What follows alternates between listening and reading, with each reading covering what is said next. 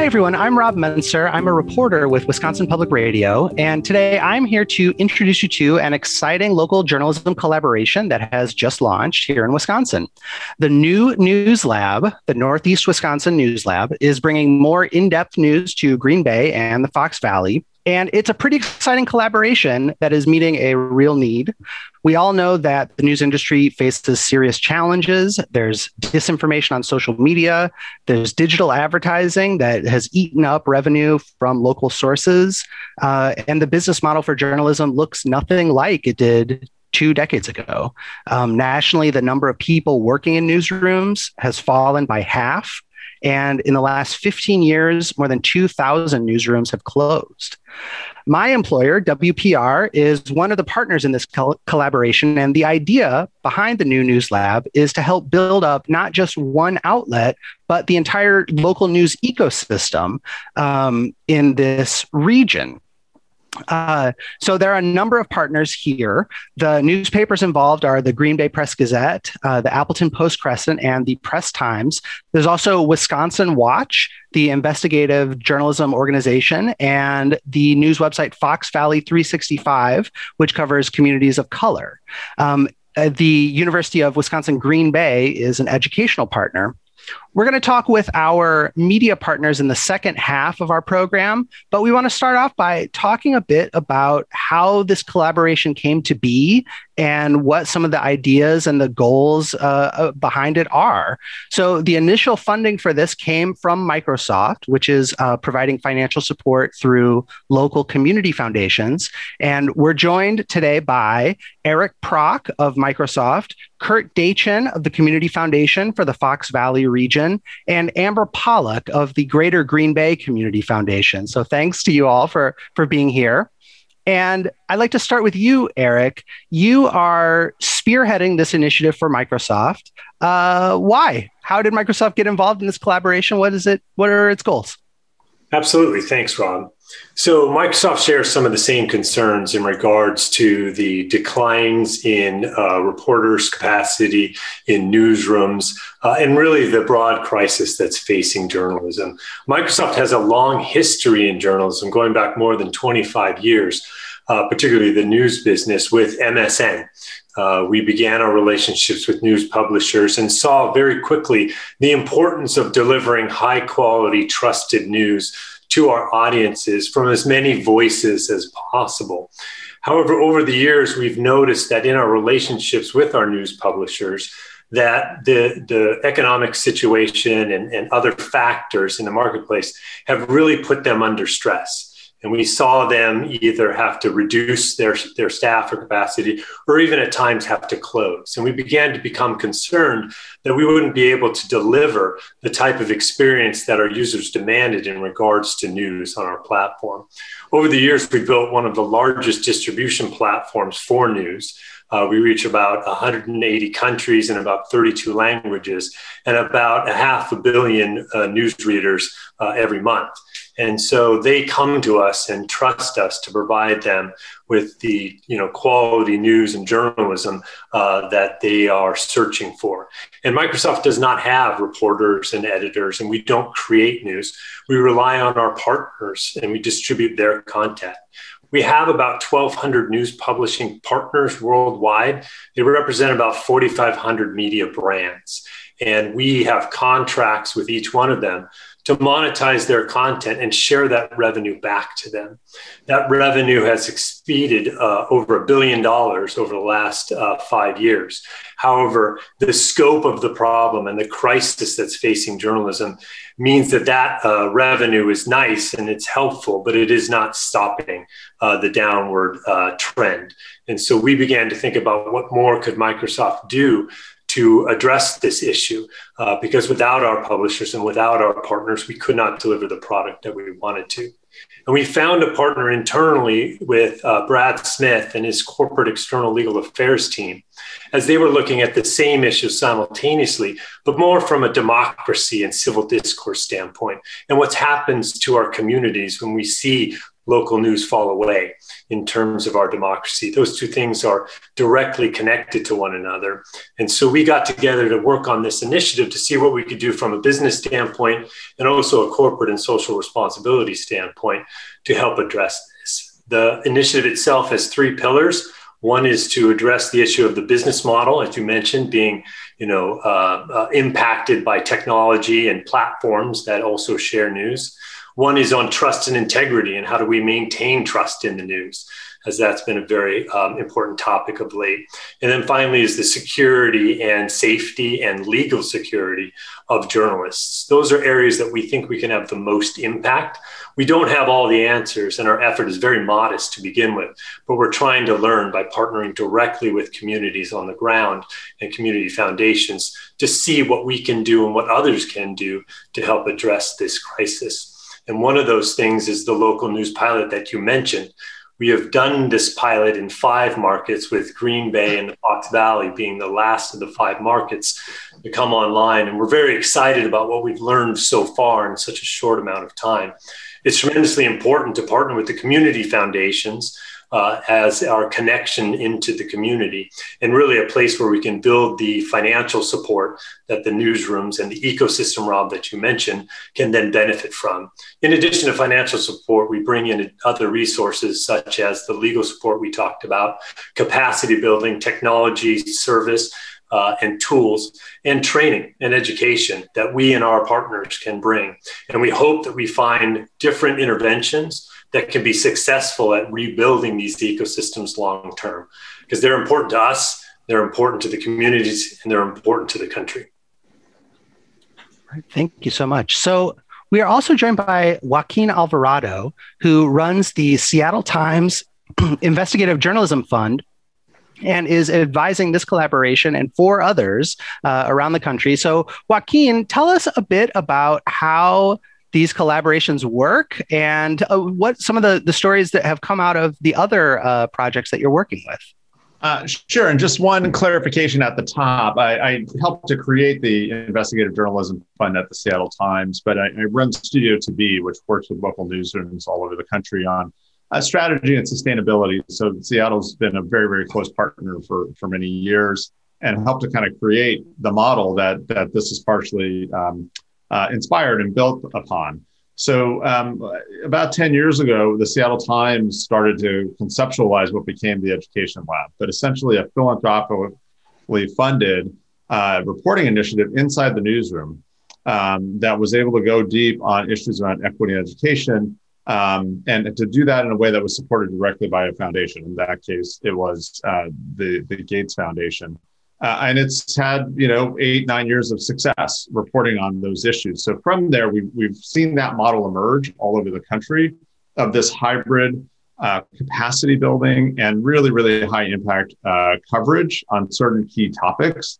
There's also been a blossoming of nonprofit investigative newsrooms. WisconsinWatch is a great example of that. There are dozens around the country. So we're in a bit of a renaissance in terms of folks getting into the fray and figuring out how to get more foundation donor support to help stand up local journalism or accountability reporting.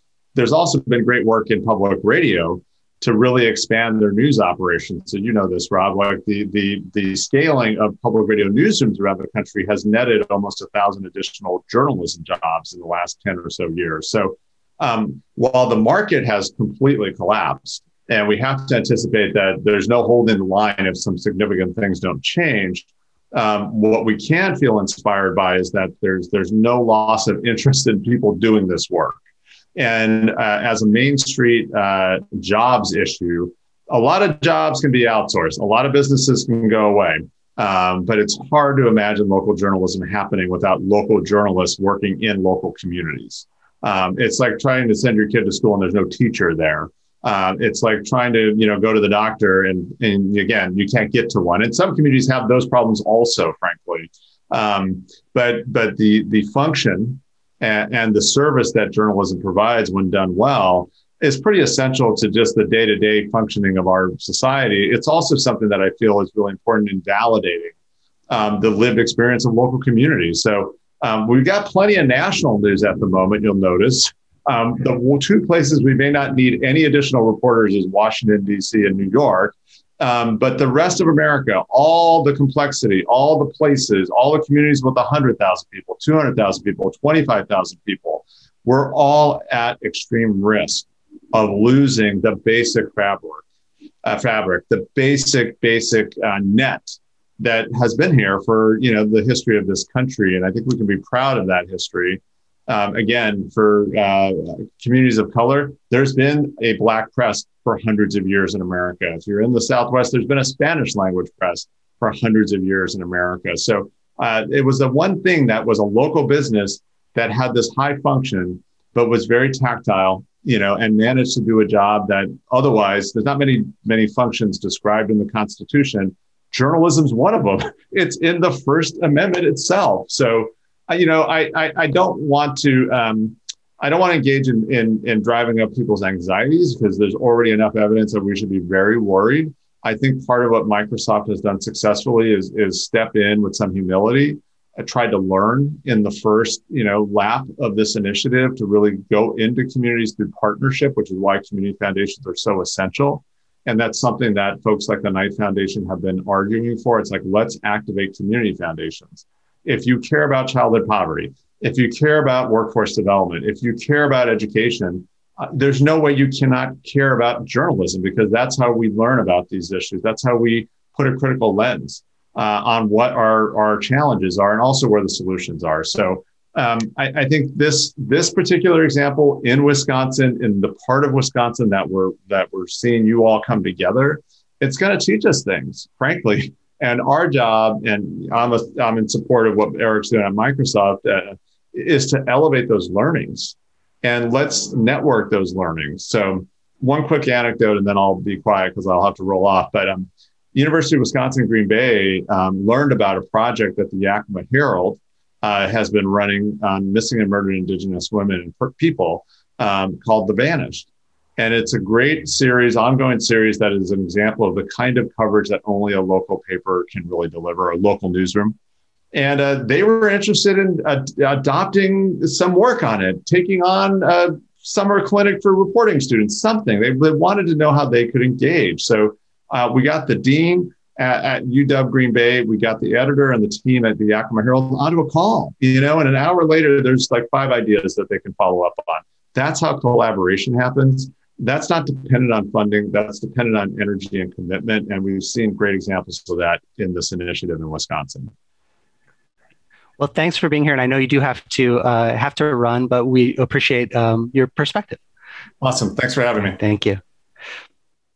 I want to turn to the community foundations, because you do play an important role in this project. Kurt Dachin, can you tell us why your foundation got involved in the new News Lab? Well, to get started, none of this would be happening if it wasn't for the leadership and the commitment from Microsoft. They're the inspiration and the initial funders for this. Community foundations are naturally in the business of doing things that can improve our local communities. And donors trust us and have a relationship with us. Our local nonprofit communities trust us and relate with us. But in order to change and get people mobilized, that's always been the role of local journalism. And to have journalism that has credibility and has reach and can be a true partner in educating and informing a community on issues that are important helps to mobilize the philanthropic support that can help to make a community better. And that's the essence of where a community foundation fits in. Amber represents my colleague foundation in the greater Green Bay area. I'm located in Appleton in the Fox Valley region. We share a media market, but we're somewhat distinct regional communities, but we have a history of collaborating together on things all the time. We're good friends, and bringing the journalism community together in this collaboration together with higher ed, we really feel like this has power to educate and inform and help to change our communities for the better so that everyone prospers. Great. Amber Pollock, you're someone who happens to have a background in journalism, and as well as now with the Community Foundation. How do you see this project fitting in with your mission and with the work that the Community Foundation does in Green Bay? Yes, thank you. I was previously with the Green Bay Press Gazette and in newspapers for the first half of my career, so certainly very near and dear to my heart for a lot of reasons. But in the role that I'm in now with the Community Foundation, really collaborative efforts like this are amplifying the needs of the community. So the work that news organizations are doing really raises up the challenges that a community is facing. It helps to amplify underrepresented voices. It digs into the issues, and it informs us all. So by articulating what the challenges are that a community is facing, by clearly and completely sharing those issues, the news organizations are helping the entire community look at what the solutions are and look at where the resources can best be placed to address those solutions. So, certainly from the work of our foundations, we need to best understand what's happening in the community and help the community understand those needs and those areas.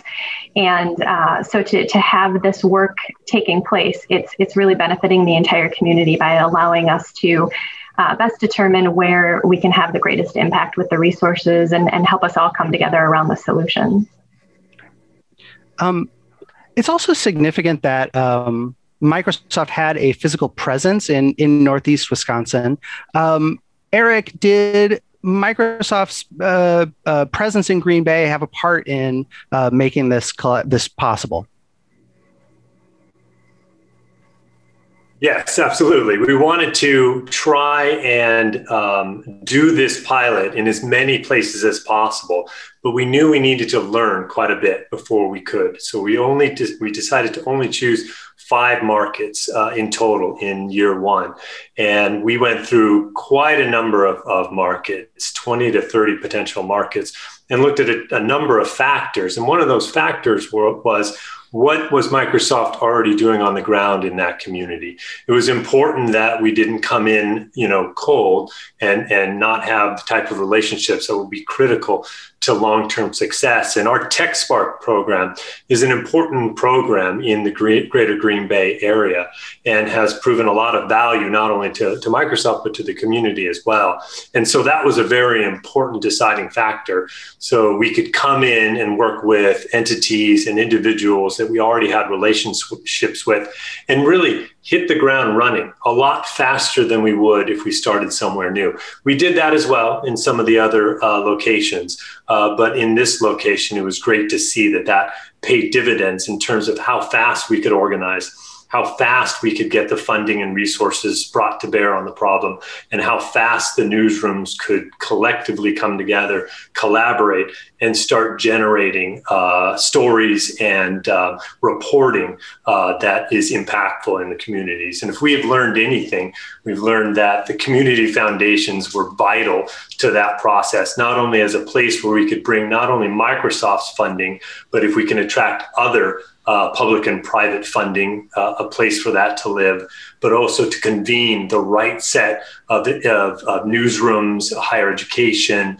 and other individuals for this first round. Now, obviously, there could be others and more that get brought in, but it was important to start with that mix. And the other thing that we've learned that has been incredibly fascinating to me is the willingness for all the newsrooms to partner together so quickly on shared reporting and shared topics that are of incredible resonance within the communities. Sometimes former competing newsrooms now working together to really, as you described, Rob, raise the bar for the entire ecosystem of news. We are not necessarily, as Microsoft, interested in 1 or 2 newsrooms. We're really interested in the whole ecosystem. And I credit the newsrooms for really embracing that and working together at a level that I haven't seen in my many, many years in the news business. Well, let's bring in Andy Hall, who's the executive director of WisconsinWatch, who is coordinating the 6 newsrooms participating in the project. So, Andy, as Eric said, we are used to competing. We newsrooms. Have you found challenges in getting these, herding cats and getting these bunch of journalists to work together? Yes, Rob, absolutely. We started off with, some skepticism. Journalists are maybe naturally skeptical and want to be shown, and they want things to be proven. And that was true here in the early days. Certainly, some of us had doubts about whether this could get off the ground.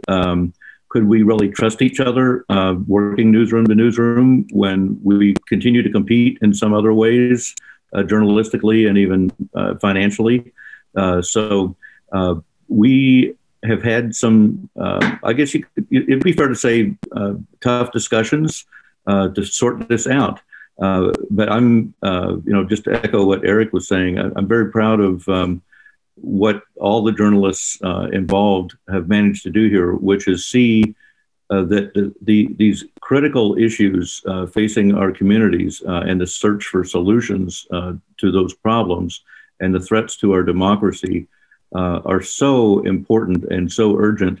We have to figure out some better ways of doing things. And that's what we've started to sort out here through the new News Lab, the Northeast Wisconsin News Lab, and its 6 competing and participating organizations, not competing, but rather collaborating. We had some issues to sort out, such as some of us knew each other well, but others didn't know each other at all. And yet we couldn't get together in person because of the pandemic. So we had to try to bond over Zoom, which is not recommended. Also, we all already have a lack of resources, all of us do. So how to squeeze this in and make use of the offer of some exciting new resources that are now available, but how to put those to work productively while continuing to also do the regular things that we do. So that means like some more meetings, weekly meetings for all the news partners, and then some monthly meetings involving the community foundations and Microsoft and representatives of the news partners. We've had to emphasize and stick to a policy of strict confidentiality within the news partners' discussions, and build that trust, like basically one conversation at a time. And then I think a critical piece that the public should be well aware of is this is an excellent example of total journalistic independence. The news organizations have 100% control over what they write about or report upon or broadcast or publish, 100% control over all that. In fact, when we submit the funding requests to the community foundations, all we submit is basically requested dollar amounts for each organization because we hash all those other details out behind the scenes within the new News Lab. So that's a superb example, I think, of how to preserve the journalistic trust that's essential, so the public knows when the journalists are out there digging into issues, we're free to go wherever we and our colleagues think we should go to aid the community's understanding of issues and the search for solutions. It's critically important, no doubt. And I've been doing this long enough to know that journalists do not like being told what they can write about.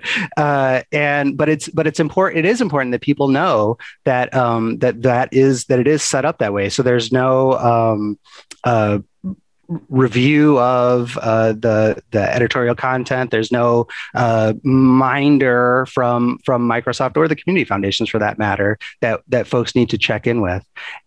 Actually, Eric, can I ask you? Is that in some level a risk for Microsoft? I mean, it's important for the journalistic organizations. Isn't there a chance that this could yield news that your company doesn't like? Oh, you did. Absolutely. I'm going to do that every time. We echo what Andy said, that this model absolutely requires 100% authority by the newsrooms on the content. In fact, we don't have any conversations in regards to what they're going to cover. We are partnering with excellent news organizations, and a variety of them with great voices in the community, and they will know how best to cover the community and what to report on. But it was an issue. That's something that we have to discuss as we see the traditional model behind news and journalism sort of crumble based on sort of disruption of technology and platforms that sort of take a lot of the revenue out of it. We have to become creative, and we have to look for other ways to replace that funding in order to execute the type of journalism that's required at a community level.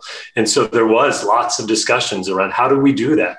How do we ensure that the community and the audiences sort of trust what we're doing and what the newsrooms are doing? And the Community Foundation has played a vital role in that, allowing us to take some of the funding and to encourage other organizations to provide funding, not only in this market, but in other markets, that then goes out through the Community Foundation to the newsrooms based on what's best for the newsrooms. And so we as Microsoft and other funders are not directly funding and thus influencing individual newsrooms. That was vitally important to us. We think it's working well, but again, we're in experimentation mode and we learn along the way. And if there are things we need to do to shore that up and ensure that it continues, we'll absolutely do that. And there are other models that we need to pursue. We need to look at subscriptions, donations from the community themselves, other things that are going to replace the revenue that is lost from advertising. And so we're encouraged by the results today. Great. All right. Well, thanks to all of you for joining us. In the second half of our program, we're going to hear from our news partners about what they are working on for the new News Lab.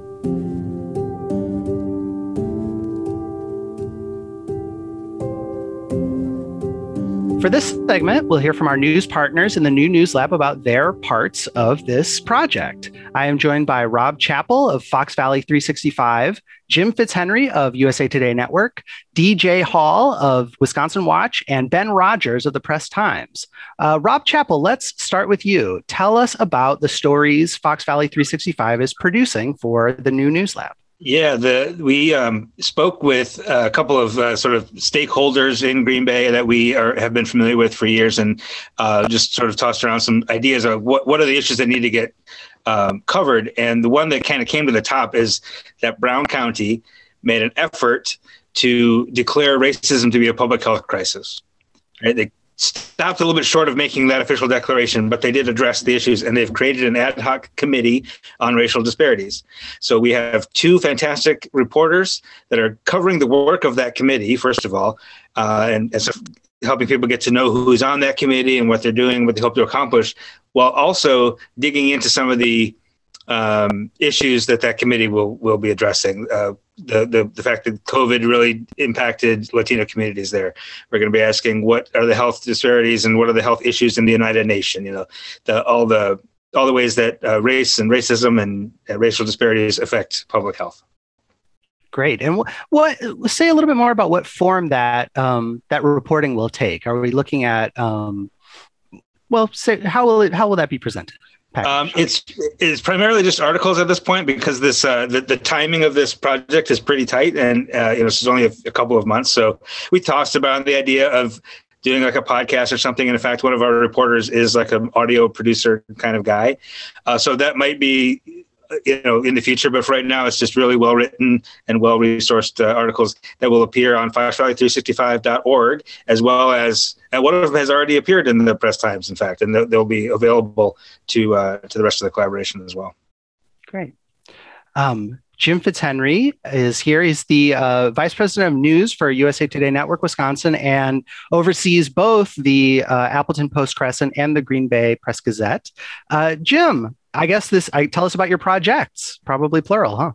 Yeah. Well, we're just so happy to be part of this, Rob. We're working on a series looking at the lack of affordable housing in Northeast Wisconsin and the impact that's having on families across the region, as well as the economic impact that has on businesses, which are really looking to attract and retain qualified workers. So it's a really complex issue that has a lot of root causes, and the partnership and the support of the News Lab is allowing us to go in depth and look at the various parts of the story, as well as start to explore some of the solutions to solving the problem down the line. Yeah, it's an issue that everyone is aware of, but the solutions piece is really a tricky one, isn't it? Yeah, and it's a problem that's become a little bit more acute more recently with businesses looking to attract and retain workers, because people who we want to attract and move into the region to take jobs need places to live. And it's not a problem where there's like one simple solution that would just solve it immediately. It's a problem that has some demographic trends, as we have a lot of baby boomers who are retiring and leaving the workforce.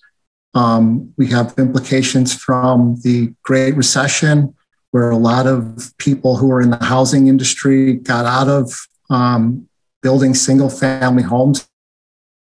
There's also been a lot of construction in the higher end of the market. So as we continue to do our reporting and have people explore this, it'll be interesting to see, how do you start to build your way out of a situation where studies have shown we need thousands of more affordable housing units just to keep up with demand. And I know that USA Today Network Wisconsin has had pieces in this project that have published so far. Can you say a bit about the form that that these will take? Are we looking at newspaper stories? I believe there were some graphical elements. What else is in store? Yeah, the really nice thing about being able to dive into an issue like this is it gives us time to do some extended videos where we feature people who are kind of living this issue and talking about their life and their experiences. We profiled one lady in a video who herself was homeless and now is counseling and helping people get out of homelessness and find places to live and getting back on her feet. We've been able to do some graphic embeds where you can kind of look on a map and actually see the depth of the problem and see the number of households who are struggling to make ends meet and how that fits into part of their life of being able to afford necessities. We've done traditional print and text and things like that, but it's really being able to tell the story in a lot of different levels. And we even had a chance to have some of our journalists be on WPR to talk about the series and to be able to bring it to WPR's wide audience. Terrific. Well, let's turn to DJ Hall, managing editor of WisconsinWatch. WisconsinWatch and my outlet, WPR, are teaming up for a project that is launching soon. So, Dee, I'd like to ask you to tell us about that project and also why was I not invited to be part of it? I wasn't asked. I don't understand. Sorry about that, Rob. Maybe next time. Yeah, maybe next time. So we are looking at a particular practice in Outagamie County Circuit Court among a couple of judges that involves it's kind of an open-ended supervisory situation, kind of probation that can last much longer than the typical probationary sentence that a person might receive. And we had received some tips about this from members of the justice community up there. So we've looked at what is the statutory, what requirements around these deals. It turns out there's a lot of vagueness about how far a judge's authority extends, and there are conflicting opinions about whether this particular kind of probation, furlough, sentence stay, whether these types of actions are a good thing that lead to better justice, or whether they simply prolong a person's, scrutiny under the judge in a way that some people find objectionable. So that's what we're looking at. We also did a statewide court analysis of cases to discover that there are one or two judges in Outagamie County who are among the biggest practitioners of this particular type of arrangement, supervisory arrangement. Very interesting. Well, that sounds like worth a look. And I will say that as part of the collaboration, then WPR will also be doing a companion audio piece and running that. We believe in early July. Everything's a little vague because we have a lot of information to deal with, and there's a lot of bulletproofing that we do with the investigative stories, and they're ready when they're ready. And so we're hoping to roll it out soon. And a normal part of WisconsinWatch's work is to distribute its investigations to outlets around the state for use. And we've collaborated with WPR and Wisconsin Watch have collaborated many, many times.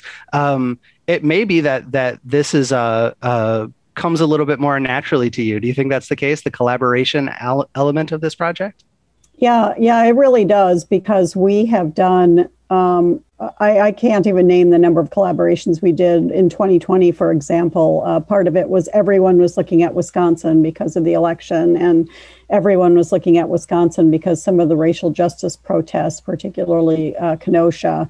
And so we had offers from national news outlets left and right to collaborate with them. And also we collaborated a lot with local news outlets. And we have an ongoing collaboration with WPR in that we house an investigative fellow who is paid by WPR, but sits in our newsroom and provides both audio and online/print stories that we distribute across the state. So we have a longstanding collaboration with WPR, and we have episodic collaborations with different news organizations when our news priorities overlap.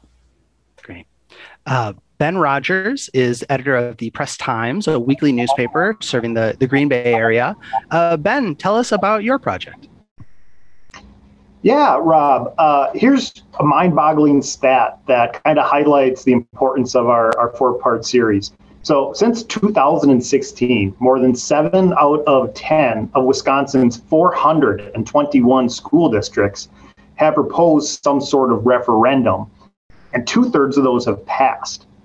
Now, locally, Brown County is no stranger to this. Since 2015, voters in each school district approved a combined $225 million, extending out as far as 10 years, and an additional combined $264 million in debt. So we here cover education with a fervor, and have looked at almost all of these referendum efforts one at a time, but we haven't really had the capacity to do something that looks at everything at once. So this series here is something that I would literally dream about producing, and thanks to Microsoft and the community foundations, that dream has become a reality. I really can't extend my thanks enough for helping us bring this important issue in front of readers. The level of depth to explain all of this so the average person can follow it, it's really massive. So we broke it down into 4 parts. The first part explains how public schools are funded. And that's kind of like a layer cake, except each and every layer is a different size and is made with different ingredients. The second part looks at the largest districts in the state of Wisconsin, Green Bay, Madison, and Racine, which last year passed a referendum for $1 billion over 30 years, and it passed by 5 votes.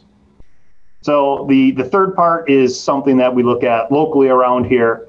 Howard Swamico, for example, has gone to voters with 9 referendum questions since 2005. That's an obscene amount. And the final part breaks down how this school funding and everything has become a partisan issue, and really looks at different solutions that could come across. One thing here that really caught my eye too is that the state imposed revenue caps each district has, and they're all different, hasn't really increased that much over the past decade, only about 6%. But while inflation at the same time has gone up 17%. So I have my feelings on what needs to change. Hopefully readers can draw their own conclusion at the end of this. because this is something that's affecting more and more people each election cycle, and it doesn't appear to slow down unless some things change. It's so interesting. It's a classic example of a story that the referendum in your local school district is intensely important to you. You need local information about that, but it becomes hard to take that step back and put the larger context to it. But that tells a story as well. Was this something that you sort of had in your back pocket that you would think about and wanted to pursue before this project? Yeah, I'm a self-admitted local public education funding geek. So when we're talking school finance at school board meetings or referendums or planning or anything like that, my ears kind of perk up. And I find it fascinating how these tax dollars are being used and broken down and the complexity of it all. And like you said, when you just have, Green Bay is 5-6 school districts in the greater Green Bay area, and they all have these different unique challenges. So being able to look at each of them individually, but as part of a greater whole, that's something I was really excited to do and something I really wanted to do for a while now. Right on. Well, so we talked about collaboration as part of this project, and I spoke with Dee about that specifically. But let's hear, Rob, from your point of view, it's totally normal. Different outlets have sort of rivalries and try to get scoops or whatever. Is it an adjustment for you to work in collaboration with these other outlets, and how has that been going so far? I think it's been great. Of course, it's an adjustment. I'll give you an example. This is not really related to the competition, but just the idea of having more resources than what we're a small nonprofit newsroom, right? We've got a tiny little team. So first of all, I'll echo what Ben said about the thanks to Microsoft and to the community foundations, because there's just the constant, just keeping up with the day-to-day news in Madison. We have a Madison 365 as well as Fox Valley 365. So just to keep up with that is a challenge. So there's no way I could ever commit 2 reporters full-time to take on a big issue like this without this funding, but also without the partners. And the example I'll give you is I had a reporter who's going to go cover the second meeting of this ad hoc committee that I mentioned. And I was telling her, but I don't have a photographer in Green Bay, right? I have a freelancer that I use in Madison sometimes. So I was telling this reporter, just get what you can on your phone. And it just suddenly light bulb went off. Oh, wait a second. So I called Jim and I said, you have a shooter available that could scoot over to this meeting quick? And he was like, sure. Yeah. And so what ended up happening is we published that story with, credit to the Green Bay Press Gazette photographer. And then Ben published that story in his paper. So he ended up with in print, a Fox Valley 365 story printed in the Green Bay Press Times with the Green Bay Press Gazette photo, which would never have happened ever before we kind of all got together and to try to tackle this whole thing. So it's been really terrific. And I will also say, I just today published Ben's story about the Racine referendum and the passing by 5 votes. So that's content that we can bring to a different audience that don't pick up the Green Bay Press Times. So to amplify that great work that his reporter Heather Graves did on that story, to give that to new, different eyeballs, to bring that important issue to a wider audience is really, really important, I think. Great. Jim Fitzhenry, you manage reporters at a lot of different local news outlets. And so, maybe you're used to pulling together collaborations within your team. How, is it an adjustment to work those collaborations with competing outlets? Yeah, I think Andy touched on that a little bit in the first part, is that I know WisconsinWatch well, and Andy and Dee over the years have been really pioneers in, nonprofit investigative work. They've, trained hundreds of journalists with their collaboration with UW-Madison. I really didn't know Rob or Ben before this. And so getting to know them has been fun.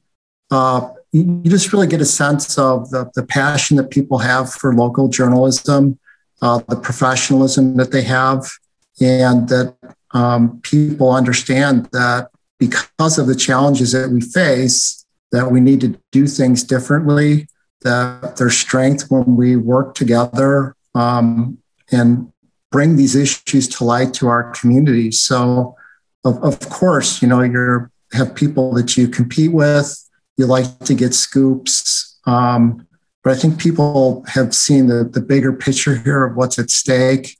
And it's really been quite enjoyable, although doing another Zoom meeting is not something anybody looks forward to. It is great to hear the ideas. It is great to get the feedback and get a chance to do this. And, I think Microsoft has set a great tone with wanting to support, wanting to have the ecosystem get strengthened, but really maintaining that wall of separation between the news product and what we're doing as journalism, as journalists, but also providing the support, which has led to some really impressive work early on that we've seen and been able to share with our readers. Great. I'd like to ask each of you, what is success for this project? Like, what do you hope? This is a multi-year project. This is a large-scale endeavor here. What do you hope will come out of it? Dee, let's start with you. Well, I think we're already seeing the fruits of this. We are seeing in-depth stories focused on the needs and interests of people in northeastern Wisconsin that would not have been told if not for this funding and this collaboration. I think that's the fruit right there. We're already seeing it. The other successful part of this is that we, as several people mentioned, we now get access to each other's high quality content, and we are able to bring it to new audiences.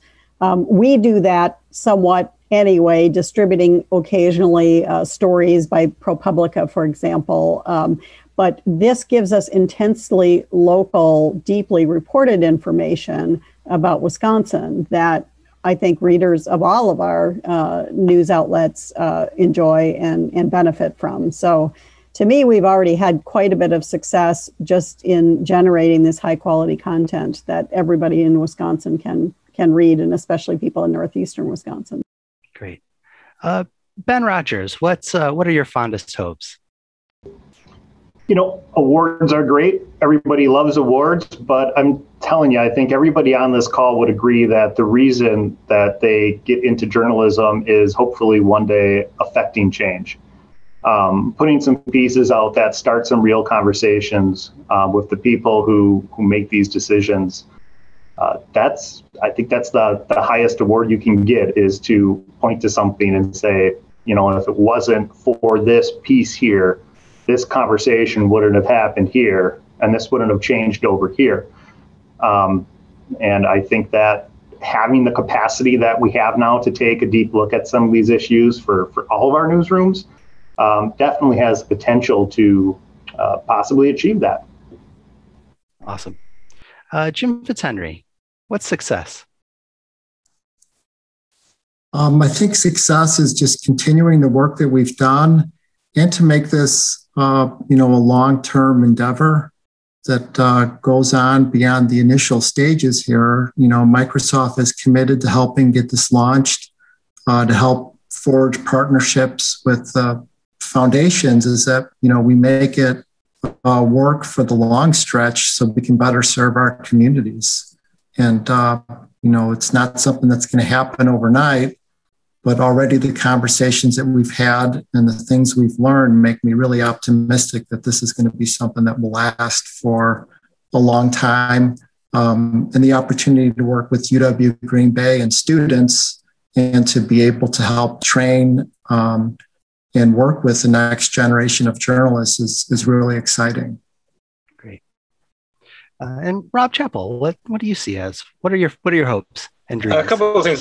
First of all, just related to this, the narrow scope of the stories that we are working on. I think that there's a lot of people who are still in denial about systemic racism and as it relates to health. So I think success for us is to just kind of to educate folks on that issue, that race and ethnicity and racism do play a part in public health, and maybe to make some people a bit uncomfortable about that, about the truth of that. But also more broadly, I think just lifting up voices that have been marginalized in the Fox Valley. I mean, the Green Bay, Fox Valley have a growing and a very rapidly diversifying population. So to bring some of those voices into the lift them into the mainstream a little bit would be success for us. Not to mention getting some more reporters of color on the ground reporting from their particular perspective. I think will add something to the whole media landscape. And then finally, I think if this kind of alludes to what Jim said, that if we're still friends 5 years from now and still working on projects together and still sharing resources and still bouncing ideas around, I think that's massive success. It's widely known in academia that a good, solid community press leads to greater civic engagement among citizens. So you're talking about more people voting, more people going to the city council meetings, more people reaching out and engaging with their elected officials. So I think if we can, as a sort of rising tide lifting all the boats of all the media outlets around the Fox Valley, I think you will inevitably see greater civic engagement. And I think that's sort of the big, high-minded, we're saving democracy here kind of thing. But I think it's real. I think that can really happen. Thanks a lot to this partnership. I love it. I mean, I asked about hopes and dreams. So this is, what better answer? I'm just in it for the awards personally. I don't, whatever. No, just kidding. Well, thank you everyone for being with us. Thanks for joining, and thanks for being willing to share your work in the new News Lab. And I think it's going to be pretty cool to see it develop. Thanks everyone.